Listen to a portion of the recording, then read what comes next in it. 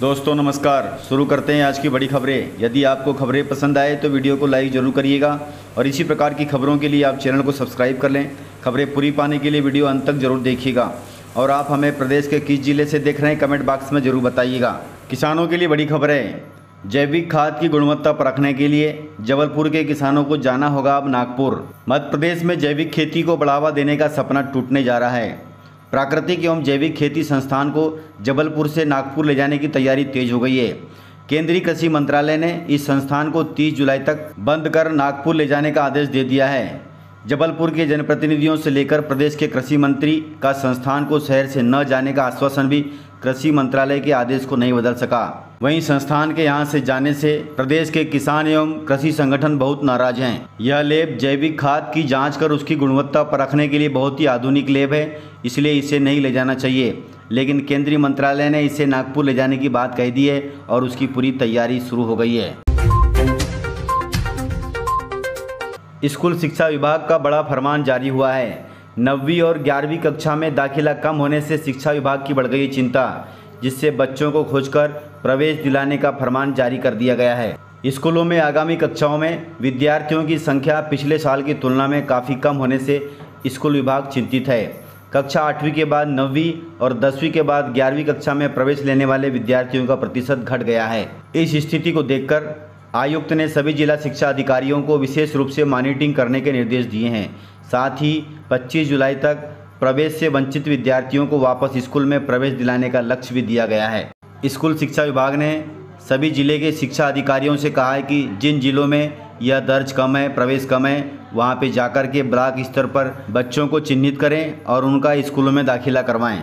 School शिक्षा विभाग ने हाई स्कूल और हायर सेकेंडरी के प्राचार्यों को भी निर्देश दिया है कि वे सभी बच्चों का दाखिला कराएं जो 9वीं से 10वीं में गए हैं और 10वीं से 11वीं में गए हैं। शिक्षा विभाग का कहना है कि बच्चों का दाखिला कम होने पर प्राचार्यों पर कार्रवाई की जाएगी।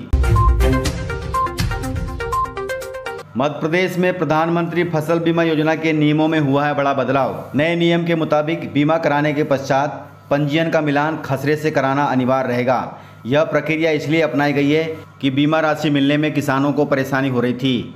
प्रदेश में खरीफ फसलों के बीमा कराए जाने की अंतिम तिथि 31 जुलाई निर्धारित की गई है, इसलिए आप 31 जुलाई से पहले अपनी फसलों का बीमा करवा लें।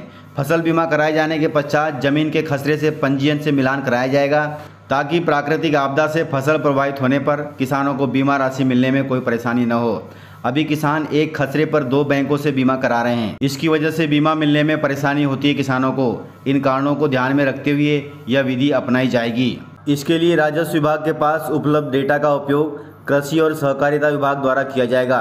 इसके माध्यम से यह पता लगाया जाएगा कि किसी किसान ने एक खसरे पर 2 बैंकों से बीमा तो नहीं कराया है। इन कारणों को ध्यान में रखते हुए खसरों से पंजीयन का मिलान करवाने की विधि अपनाई जाएगी ताकि किसानों को आपदा के दौरान फसल बीमा का लाभ मिल सके। मध्य प्रदेश में स्वास्थ्य विभाग की नर्सेस ने किया बड़ा कमाल। नदी नाले उफान पर होने के बावजूद भी स्टाफ नर्स जाती हैं टीके लगवाने। इस बात पर खुश होकर केंद्रीय स्वास्थ्य मंत्री ने दी है उनको बधाई। छिंदवाड़ा जिले से खबर है। छिंदवाड़ा जिले में 2 महिला स्वास्थ्यकर्मी जिन्हें एएनएम कहा जाता है, वे टीकाकरण अभियान को बहुत ही सफल बना रही हैं। उन्होंने कहा कि मेरे क्षेत्र में 4 गाँव आते हैं। यहाँ चारों तरफ जंगल, पहाड़, नदियाँ और बम्फर जोन है। जंगली जानवरों के खतरे के बीच भी टीकाकरण के लिए जाते समय नदी पार करके जाना पड़ता है। इसके बावजूद भी वे स्कूलों में बच्चों को टीका लगवाते हैं। एएनएम स्वास्थ्यकर्मी ने कहा कि हम में से किसी को तैरना नहीं आता, लेकिन फर्ज निभाना आता है। इतने दूर के गाँव में सड़क भी नहीं है, पुल भी नहीं है। इस वजह से फील्ड के गाँव में जाने के लिए नदी पार करना पड़ता है। एक गांव ऐसा है जो मेरे उप स्वास्थ्य केंद्र से 32 किलोमीटर दूर है। वहाँ नदी पार करके जाना पड़ता है।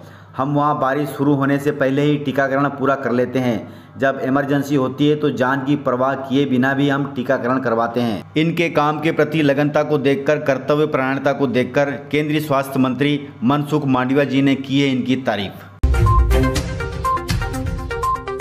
मुरैना जिले से खबर है। मुरैना जिले में वायरल खबर के मामले में जागिए सरकार और उन्होंने जांच के दिए आदेश। खबर है कि 8 साल के बच्चे की गोद में उसके छोटे भाई की मौत हो गई।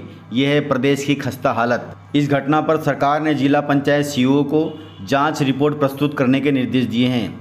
गृह मंत्री डॉक्टर नरोत्तम मिश्रा ने कहा कि सिविल सर्जन को शोकाज का नोटिस भी दिया गया है और सरकार ने घटना को बहुत गंभीरता से लिया है। इसी के साथ पीड़ित परिवार को सरकार ने आवश्यक आर्थिक सहायता भी दी है। गृह मंत्री ने कहा कि बच्चा जब इलाज के लिए लाया गया था तब वो गंभीर स्थिति में था और भाई की गोद में उसका शव होना एक दुखद घटना है। सरकार ने इस ओर गंभीरता से कदम उठाते हुए रेड क्रॉस से और संबल योजना से उन्हें राशि दी है।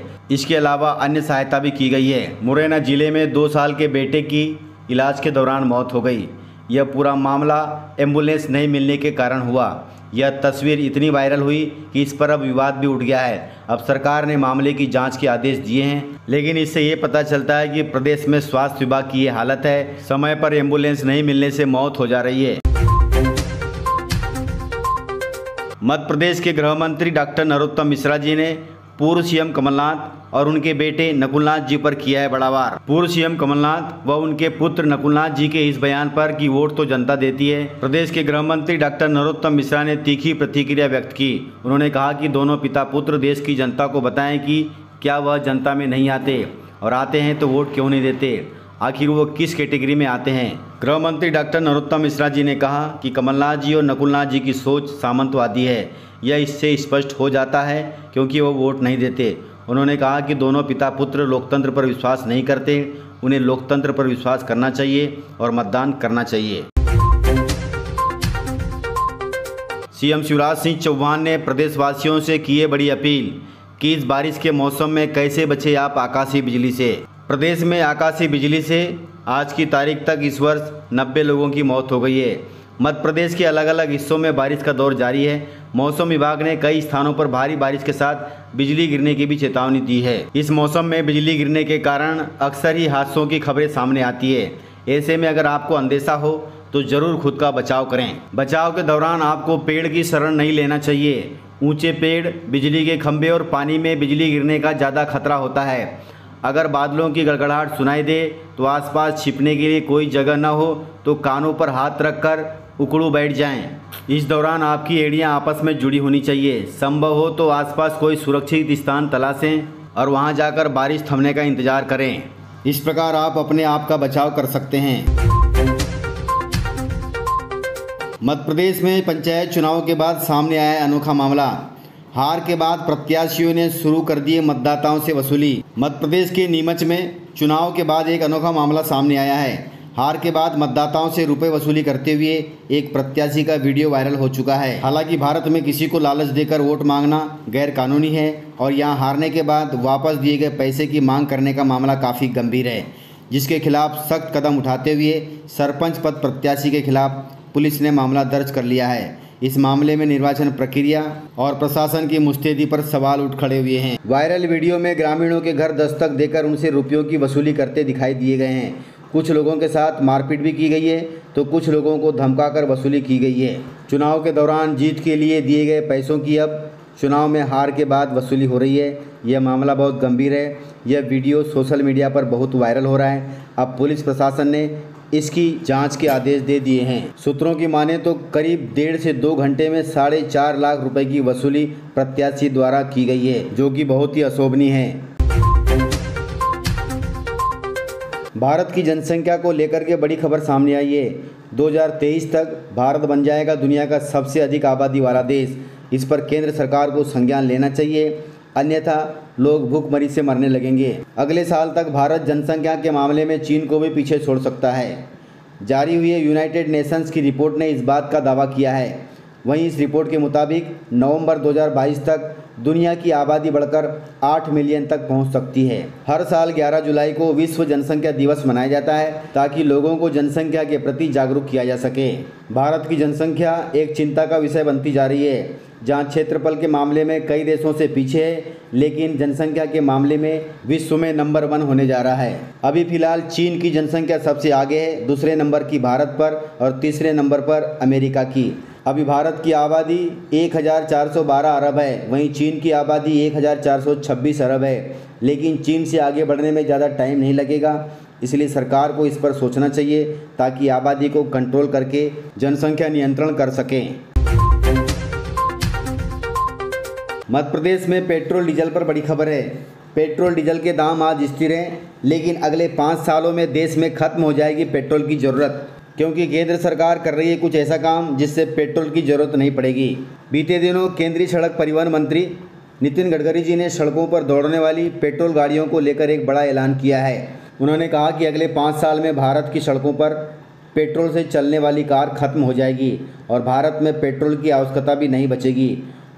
आने वाले समय में ग्रीन ईंधन पेट्रोल की ज़रूरत को ख़त्म कर देगा। देश में सिर्फ 4 व्हीलर ही नहीं बल्कि स्कूटर, बाइक सभी चीज़ें ग्रीन हाइड्रोजन, सीएनजी, एलएनजी और एथेनॉल से चलेंगी, जिससे पेट्रोल की ज़रूरत अब खत्म हो जाएगी। इसलिए ध्यान रखिएगा, यदि कुछ नया खरीदने की सोच रहे हैं तो थोड़ा रुक कर खरीदें। तो इस प्रकार से जानकारियाँ थी। यदि आपको जानकारियाँ पसंद आई हो तो वीडियो को लाइक ज़रूर करिएगा, और यदि आपने वीडियो पूरा देखा है तो उसके लिए बहुत बहुत धन्यवाद। तो मिलते हैं सर अगली वीडियो के साथ, तब तक के लिए जय हिंद।